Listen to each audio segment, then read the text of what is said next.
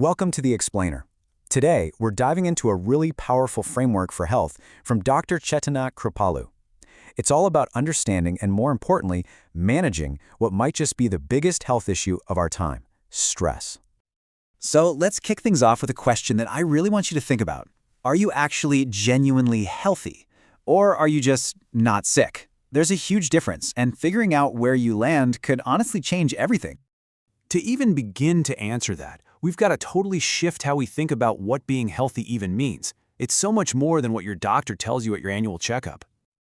And this is the core idea from Dr. Kripalu.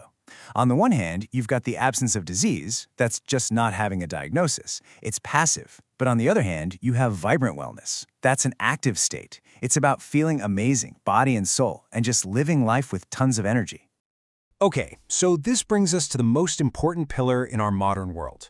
Seriously, this is the one that everything else is built on. If we don't get this one right, all the other stuff is just built on shaky ground. So pillar number one, the absolute foundation for wellness, is learning how to regulate stress. And we usually think of stress as something that happens to us when we're stuck in traffic, but its roots go so much deeper and start way, way earlier than you'd think. In fact, get this. Our lifelong relationship with chronic stress can actually be programmed before we're even born. A mother's stress levels during pregnancy can set the stage for our own sensitivity, which can lead to things like anxiety and depression down the road. It's pretty wild. So what's the big deal? What is all this chronic stress actually doing to our bodies every single day? Well, it essentially puts us in a state that we were only ever designed to be in for a few minutes at a time. It traps our bodies in this permanent state of emergency called fight or flight. You know the one. It's that ancient survival wiring that's supposed to save us from a tiger. But today, there are no tigers. Instead, it's being triggered by deadlines, emails, and phone notifications all day long.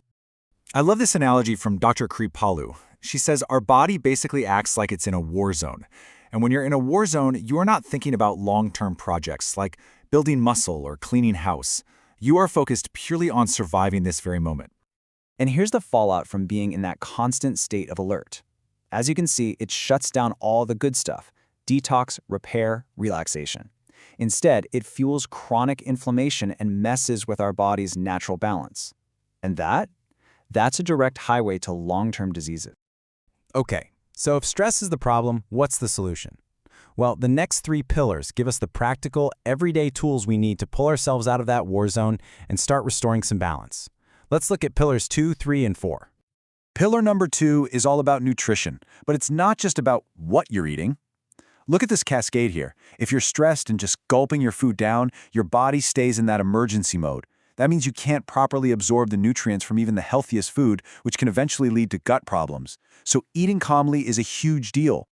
Pillar number 3 is movement. And no, you don't need to spend 2 hours at the gym every day. Here's a crazy little fact.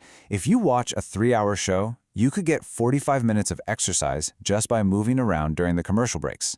Every little bit absolutely counts. And pillar number 4 is sleep. Our bodies run on this incredible rhythm, right? In the morning, sunlight hits a gland in our brain and releases cortisol to wake us up and get us going. Then at night, melatonin comes in, disconnects the mind and body, and basically allows the cleanup and repair crew to get to work. So here's the bottom line. Without good sleep, your body just can't do that repair work. And that's a massive issue for the 2.5 million Americans who suffer from insomnia, which, by the way, is often caused by stress. It just becomes this awful vicious cycle. All right, so we've covered the big physical stuff. Now let's dig into the mental and emotional side of wellness with pillars 5 and 6. Because being well isn't just about your body. It's about how we connect with others and with ourselves. Our 5th pillar is connection.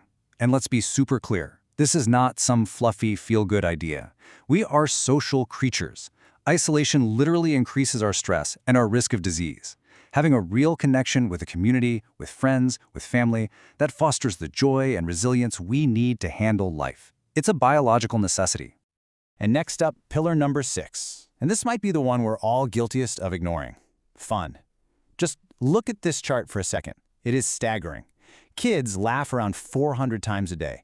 As adults, most of us don't even manage 4. Somewhere along the way, we unlearned how to play. And this is not trivial. Having fun is a powerful biological tool.